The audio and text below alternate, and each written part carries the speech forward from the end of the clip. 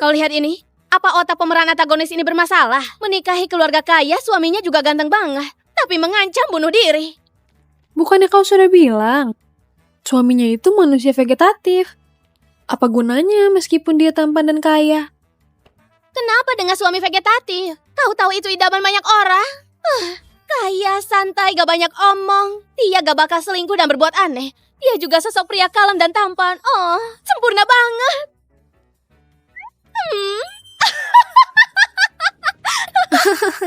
Aduh, masker wajahku.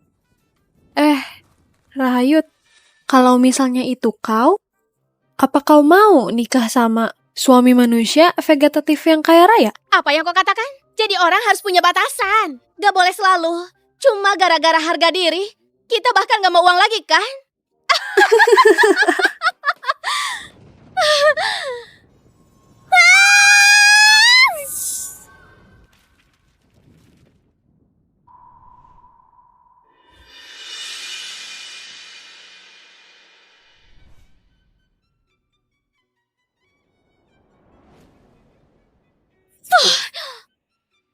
Keluarga Raharjo?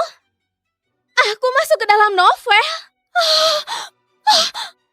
Jadi karakter wanita pendukung tragis itu karena dia nikah sama vegetatif dan gak bisa terima nasib, dia buat ulas setiap hari dan akhirnya hancurkan diri sendiri.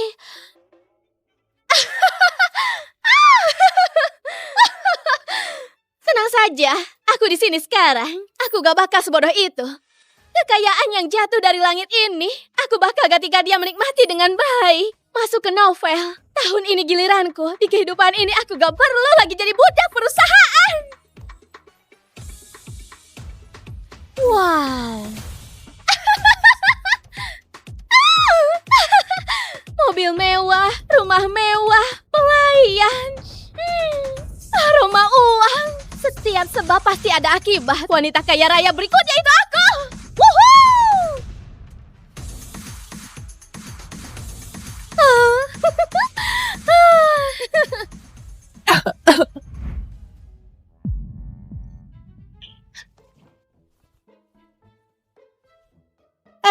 Kau cukup tangguh.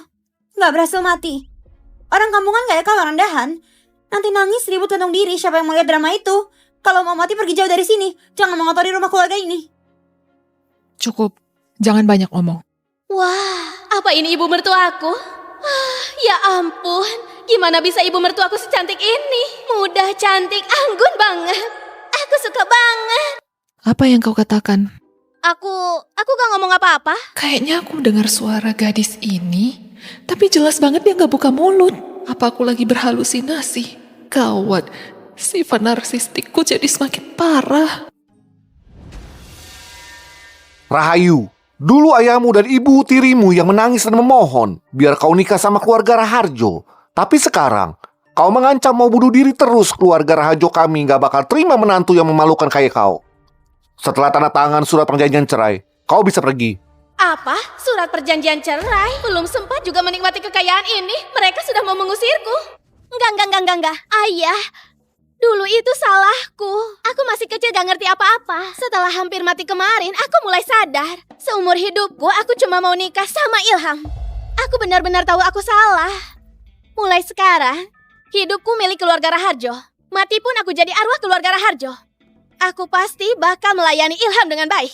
Jangan usir aku. Aku cuma ingin dengan tenang jadi orang kaya gak berguna. Ilham orang kaya raya ini harus kupeluk dengan erat. Aku dengar lagi suaranya. Apa yang sebenarnya terjadi? Apa mungkin aku bisa dengar isi hati wanita muda ini? Ayah, jangan sampai ketipu sama wanita murahan ini. Siapa yang gak tahu di hatinya masih ada Fajar Wijaya cinta pertamanya itu.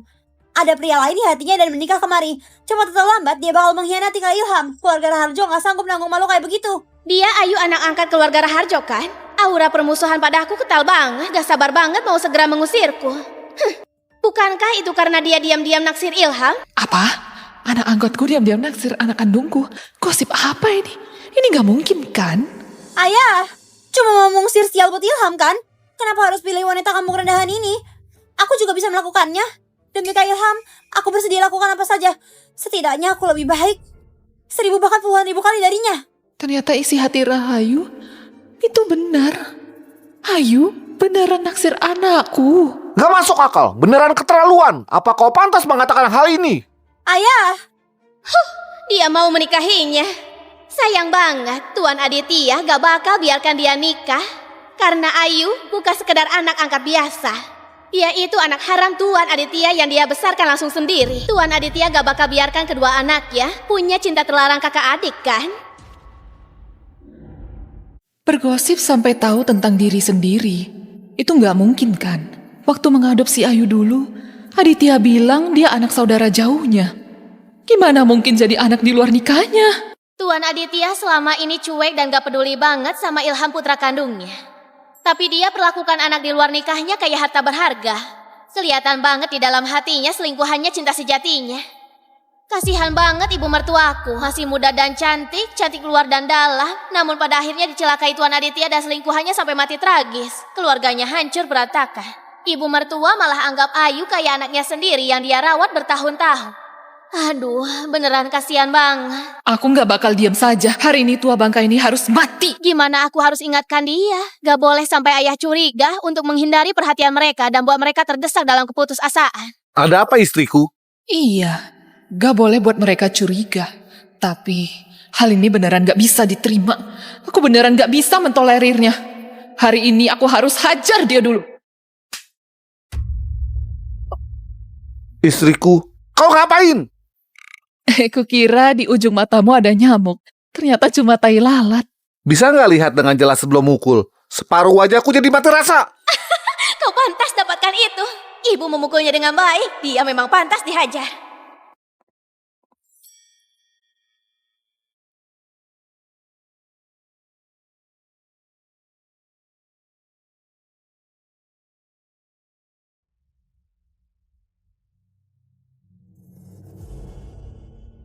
Menantuku, gak jadi cerai. Kau gak akan kemana-mana. Tinggallah dengan tenang di keluarga Raharjo. Makasih, Ibu. Wah, ibu mertuaku yang cantik memang mertua idaman. Aku harus cari cara buat melindunginya. Ayu, kamar kakak iparmu ini pencahayaannya buruk. Pencahayaan buruk gampang buat orang depresi. Aku yang putuskan, mulai hari ini, beri kamar utamamu di lantai 2, buat ditinggali kakak iparmu. apa yang kau katakan? Dia juga pantas menempati kamarku. Itu kamar yang aku tempati sejak kecil. Memangnya siapa dia? Kakak iparmu itu nyonya muda di sini. Dia menantuku. Menurutmu dia siapa? Ayo, Rahayu. Ibu antar kau ke sana buat lihat suamimu dulu. Asik, akhirnya bertemu suami ganteng. Rahayu, dasar kau wanita jalan, kau tunggu saja. Aku pasti mengusirmu dari keluarga Raharjo. Semua yang ada di sini cuma bisa jadi milikku. Sri wanita tua jalan berani kau pilih kasih. Tunggu saja pembalasanku. Ayo masuk.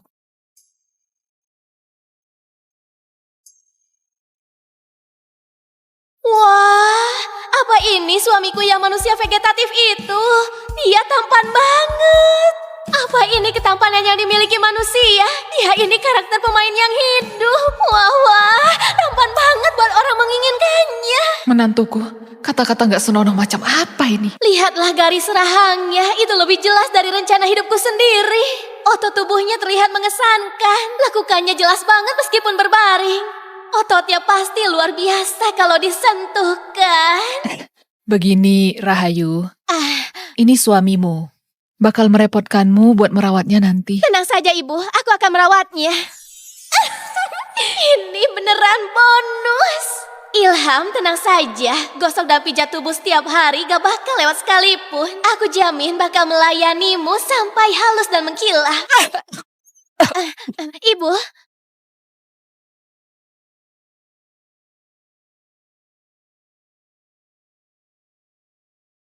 Dia gerak. Ilham gerak. Dokter, cepat panggil dokter.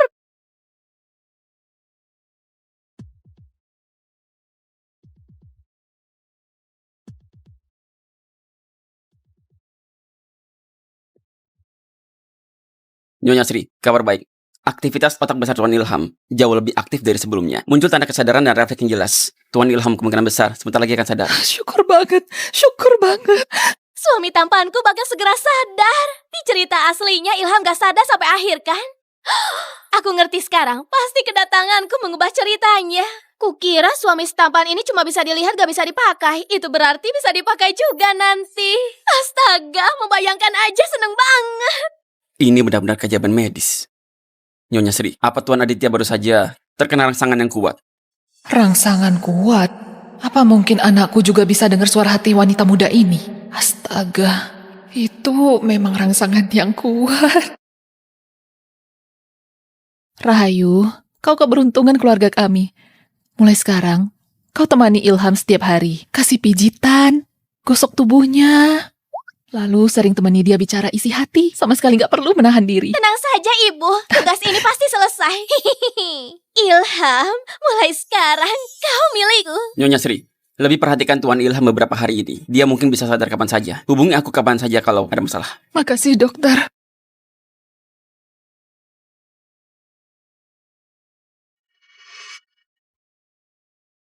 Kak Sri? Ngapain kau buru-buru cari dokter? Apa terjadi sesuatu sama Ilham? Astaga, bukankah dia ibu kandung Ayu? Selingkuhan ayah mertuaku.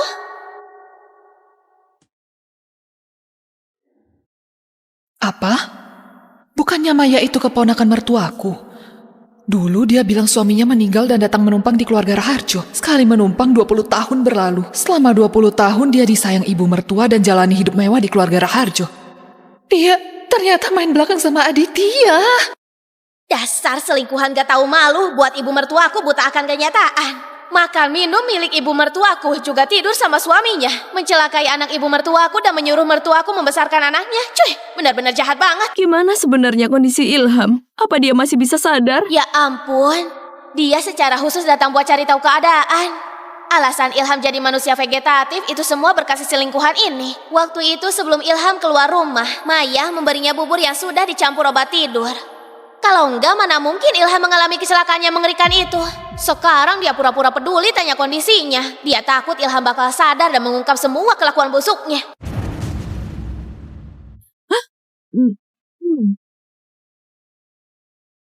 Kak Sri, aku lagi bicara denganmu. Apa kau dengar? Kau tadi buru-buru banget cari dokter. Bukan karena Ilham sudah sekarat, kan? Kak Sri, kau orang yang harus kuburkan anakmu. Gimana kau harus hidup ke depannya? Beraninya kau menamparku. Kau mengutuk anakku. Kenapa kalau aku menamparmu? Wah, ibu mertuaku, wah, tamparan bagus dan tepat, tamparan yang luar biasa. Aku ini tamu keluarga Raharjo. Apa ini cara memperlakukanku? Tamu? Tamu yang tinggal di rumah orang 20 tahun? Apa ada tamu gak tahu malu kayak kau di dunia? Kak Sri, kau gak tahu cara menyenangkan orang. Aku ingin pergi, tapi nyonya tua gak izinkan aku pergi. Kak Aditya cuma bisa tidur setelah minum sup yang kubuat setiap hari. Ayu juga cuma suka makan masakanku. Kak Sri, apa keluarga ini bisa hidup tanpaku? Kau gak tahu malu? Apa yang kalian ributkan? Kak Aditya, Kak Sri menamparku tanpa alasan yang jelas. Kau lihat gimana dia menamparku. Sri, beraninya kau menampar orang. Apa kau itu wanita kejam? Lihat kayak apa dirimu yang sekarang. Ibu terhormat keluarga Raharjo. Apa masih punya sopan santun? Dia bicara sembarangan dan mengutuk Ilham. Kak Aditya, aku gak lakukan itu. Aku cuma perhatian sama Ilham, datang buat melihatnya. Kak Sri langsung menamparku. Aku tahu, aku sudah di sini selama 20 tahun, tetap saja aku orang luar. Kak Sri gak suka padaku dari dulu. Kak Aditya. Sri, Maya selalu bersikap polos bicara apa adanya. Apa niat jahat yang dia miliki? Kurasa suasana hatimu lagi buruk jika kau manfaatkan ini buat lampiaskan amarah. Apa karena kau merasa Ilham lagi sekarat, jadi kau lampiaskan amarahmu ke orang lain? Dasar pria brengsek. Demi lindungi si selingkuhan, bisa-bisanya bicara hal kayak begini. Beneran mulut penuh sama kotoran. Kesel banget. Aditya, gimana kau bisa mengatakan itu? Ilham juga anakmu. Dasar binatang. Sri, kau gila. Iya, aku memang gila. Hari ini, aku bakal lawan kalian semua. Ayo ibu, aku bantu kau. Aku pernah belajar taekwondo. Anak baik.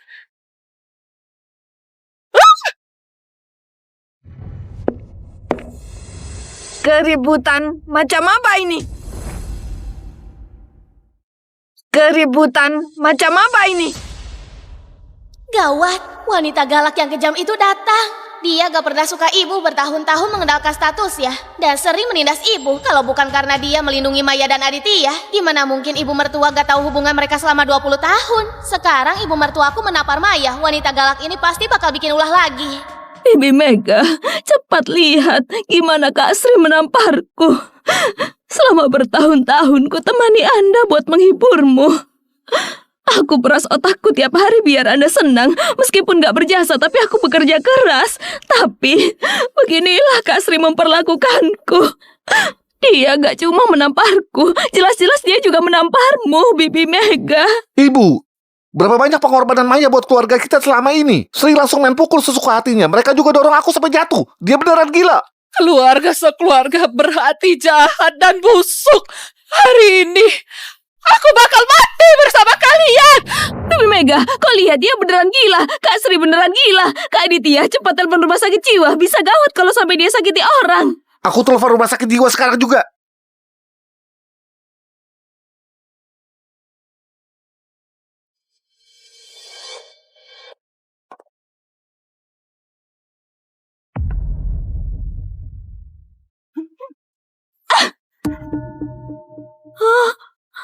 Bibi Mega, kenapa kau menamparku? Kenapa kalau aku menamparmu? Apa perlu alasan? Ibu, apa yang kau lakukan? Ku tampar kau dasar binatang. Ku tampar kau dasar binatang. Bibi Mega, apa yang terjadi padamu? Apa kau mau mengusirku? Astaga, aku takut banget kau bicara kayak begitu. Iya, Bibi Mega, gimana nasib keluarga ini kalau aku pergi? Cuy! Kau pembawa sial, kau kira kau siapa? Kodok nempel di kaki, dia gak bakal gigit orang, tapi risih dilihat. Pintu ada di sana, cepat pergi dari sini. Dan juga kau dasar pria brengsek, pergi jauh-jauh dari kau. Ibu, kau kenapa? Bibi Mega, apa kau punya masalah? Benar. Kalau kalian gak cepat pergi, aku gak bakal cuma menampar kalian. Aku juga bisa gigit orang.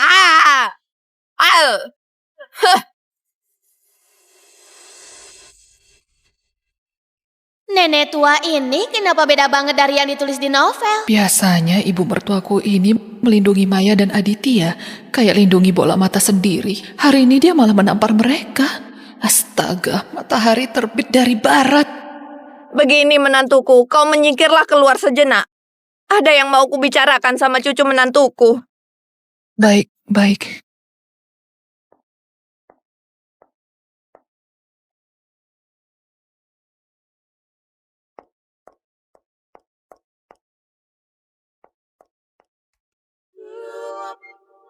Kacamata jelek ini buat aku pusing banget. Dan juga tongkat jelek ini. Bleh.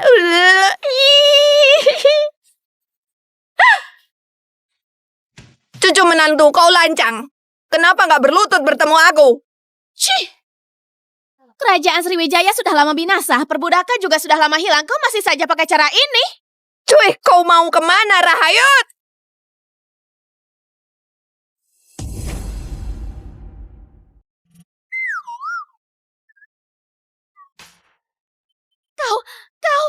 Barusan kau manggil aku apa? Rahayut. Cuma Megandut yang manggil aku begitu. Jangan-jangan jangan-jangan kau Megandut. Kalau bukan dia, siapa lagi? Dasar bodoh. Aku bersamamu masuk ke dalam novel yang kau baca. Megandut. Ini beneran kau, Kak. Kau beneran masuk dalam novel dan kau jadi nenek tua. Pelan-pelan sedikit. Tulang tuaku ini gak kuat kau perlakukan kayak begitu. Astaga, gila. Rahayut, jadi ini suamimu yang manusia vegetatif itu. Astaga, gila. Wajahnya tampan banget. Aduh, lihat wajah kecilnya itu. Beneran tipaku. Aduh. Hentikan. Megandut, kau lihat baik-baik. Dia itu cucumu. Cucu kandungmu secara biologis. Bener juga. Sekarang aku jadi nenek kandungnya. Langit dan bumi Kenapa kalian perlakukan aku kayak begini? Aduh. Pria setampal ini, aku malah gak bisa. Iya. Tenangkan dirimu. Dengan penampilanmu sekarang ini, sikapmu gak sesuai. Maaf, terbawa emosi sesaat. Tapi serius deh. Identitasku sekarang keren banget. Sebagai kepala keluarga Raharjo, aku sekarang tidur dan bangun secara alami. Hitung uang sampai tangan kram, numpang makan dan menunggu mati, bisa kasih hukuman dan penghargaan, menampar siapapun yang mau kutampar. Kehidupan kayak begini, beneran nikmat banget. Keren. Aku terlalu naif, jadi nenek tua itu kebahagiaan tertinggi. Tentu saja. Mulai sekarang temanmu ini bakal melindungimu. Siapapun yang berani menyakitimu, aku suruh dia berlutut di depan altar leluhur. Aku mau lihat siapa yang berani melawan. Setuju. Nanti aku bakal ajak kau cari model pria, 8 orang sekaligus. Serius? Yeah.